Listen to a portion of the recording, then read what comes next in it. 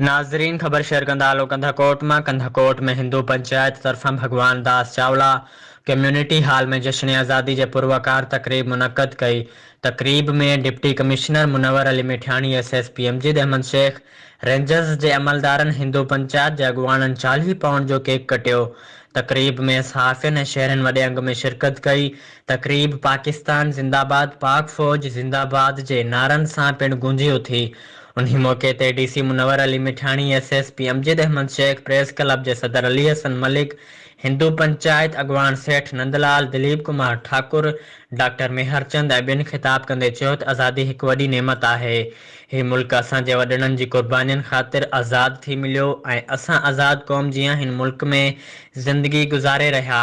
पाकिस्तान में रहंदड़ समूरनि बिरादरियुनि खे हिकु जहिड़ा हक़ूक़ मिली रहिया आहिनि। हिंदू बिरादरी तरदान पंहिंजे मुल्क जे आज़ादी जो ॾिहाड़ो जोश ऐं जज़्बे सां मल्हाए इहो साबित करे रही आहे त हिन मुल्क जे अक़लियतुनि खे बराबरी जा हक़ हासिल आहिनि।